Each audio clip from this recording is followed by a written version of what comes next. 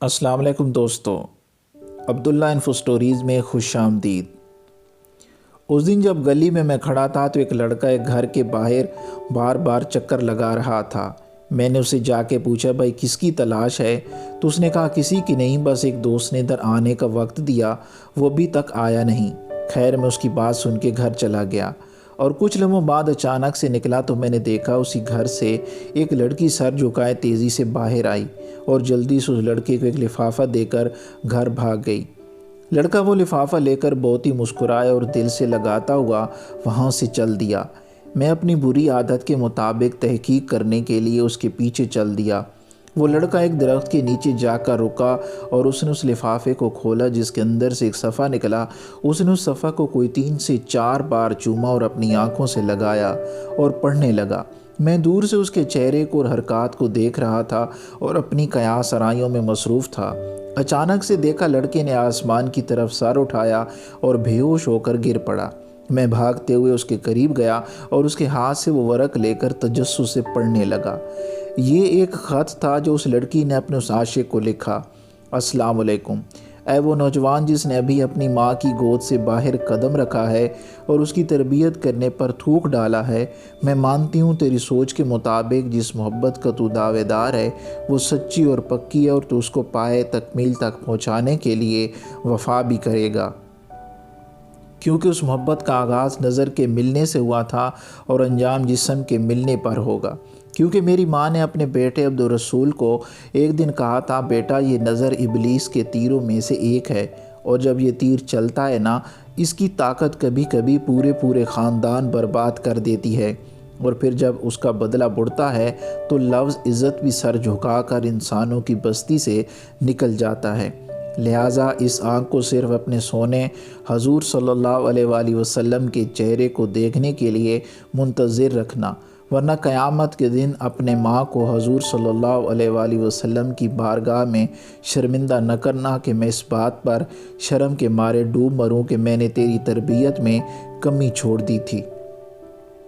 تو سن، خود کو خوبصورت شہزادہ اور مجھے دنیا کی حور سمجھنے والے، میں ایک سید زادی ہوں اور میرا تعلق اماں فاطمہ کے قبیلہ سے ہے جو قیامت کو تمام جنتی عورتوں کی سردار ہوں گی۔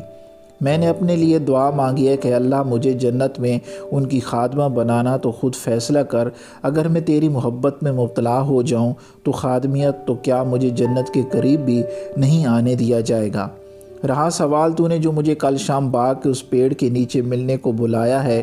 میں وہاں بھی آ جاتی، لیکن میں تم سے ایک وعدہ لوں کہ تو اپنی بہن گڈی کو بھی ساتھ لے کر آنا اور میں اپنے بھائی کو، کیونکہ تیری نظر میں دنیا کی سب سے شریف عورت تیری گڈی بہن ہے اور میرے بھائی کی نظر میں دنیا کی سب سے شریف عورت میں ہوں۔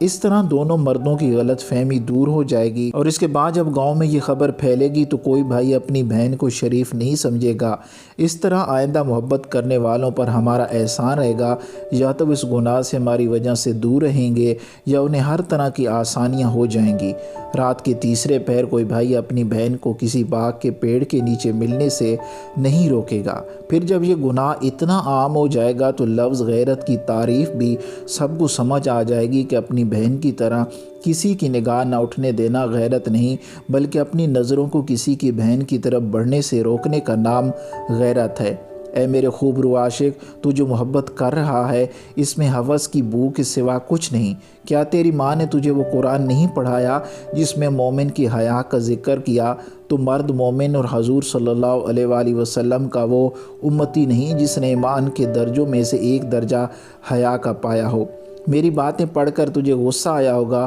کہ میں نے تیری بہن کا ذکر کیوں کیا، لیکن ایمان کی بات ہر باحیا بھائی کی یہ کیفیت ہی ہوتی ہے، مگر ایسا ہونا کہ اپنی بہن کے علاوہ کسی بھی عورت کو شریف نہ سمجھنا، یہ گندی سوچ اور تربیت کا نتیجہ ہے۔ کیا تو نے حضرت علی کا یہ فرمان نہیں پڑھا، اپنی سوچ کو پانی کے قطروں کی طرح صاف رکھو، کیونکہ جس طرح پانی کے قطروں سے دریا بنتا ہے اس طرح سوچ سے ایمان بنتا ہے۔ کیا تیرے پاس جو ایمان ہے وہ دکھلاوے کا ہے؟ میں تجھے تبلیغ نہیں کر رہی، بس اتنا بتا رہی ہوں کہ تیری بہن گڈی جو کہ میری دوست ہے، اس کو بھی ایک تجھ جیسے بے ایمان اور راہ بھٹکتے نوجوان نے خط لکھا اور اسی پیڑ کے نیچے بلایا، لیکن عین اسی وقت جب کہ میں تجھے خط دے رہی ہوں تیری بہن نے بھی اسے خط دیا اور اسے اس کی محبت کا جواب دیا کہ وہ اسے محبت کرے گی انہی باتوں اور شرائط کے ساتھ جو میں تجھے لکھ رہی ہوں۔ اگر تجھے یہ سب میری باتیں منظور ہیں تو جا کے گڈی کو بھی ایسا کرنے کی اجازت دے دے جو تو مجھ سے چاہتا ہے، کیونکہ اس لڑکے کو بھی میں نے یہی الفاظ گڈی سے لکھوا کے دیے، اور اگر میں ایسا نہ کرتی تو وہ لڑکا بھی راہ راست پر نہ آتا اور تیری بہن بھی گمراہ ہو چکی ہوتی۔ اب آخری دو باتیں جن کا تو اپنے اللہ سے وعدہ کرنا، تو نے مجھ پر بری نظر ڈالی تو تیرے لیے اللہ نے یہ مکافات عمل والا سبق پیدا کیا، اور میں نے تیری بہن کو بری راہ سے بچایا،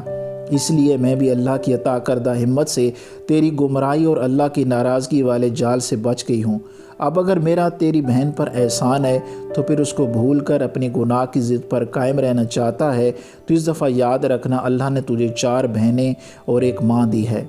میں بھی اللہ سے دعا کروں گی اللہ تجھے اور تیرے گھر والوں کو گمراہی اور ایسے گناہ سے بچائے، اور تو بھی اللہ سے توبہ کر۔ یہ میرا پہلا پیار کا خط ہے جس میں میں اعتراف کرتی ہوں کہ میں اللہ سے، اس کے حبیب صلی اللہ علیہ وآلہ وسلم سے پیار کرتی ہوں۔ اگر جس چیز کی تو دعوت دیتا ہے یہ میرے نبی پاک صلی اللہ علیہ وآلہ وسلم کی سیرت میں ہوتی تو میں اس پر عمل کرتی، اور اگر ایسا عمل اور اس کی مثال اماں فاطمہ کی زندگی میں بھی ملتی تو میں اس پر عمل کرتی، اور اگر ان کی زندگی میں نہیں اور میری اور تیری والدہ کی زندگی میں ایسی 1 نہیں 1000 مثالیں بھی ہوتی تو بھی تو مجھے ہرگز اس دعوت قبول کرنے والا نہ پاتا۔ اللہ تیری بہنوں اور میری عزت کی حفاظت فرمائے۔ وسلام۔ اللہ کی بندی، تیری ماں، بہن، بیوی اور بیٹی کی عزت تیرے ہاتھ میں ہے۔ اگر ابلیس پھر بھی تجھے ورغلانے میں کامیاب ہو گیا تو جان لے تو نے لوگوں کو اپنے گھر زنا کی دعوت دے دی، اور دنیا کے بازار میں اچھا برا سب ملتا ہے۔ تیری مرضی ہے، برائی کے بدلے برائی لے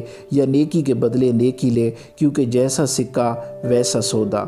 اس طرح کی اور ویڈیوز دیکھنے کے لیے ہمارے چینل عبداللہ انفو سٹوریز کو سبسکرائب کر کے ساتھ گھنٹی کے نشان کو دبا دیں تاکہ آپ کو ہماری نئی آنے والی ویڈیو کے متعلق اپڈیٹ ملتی رہے۔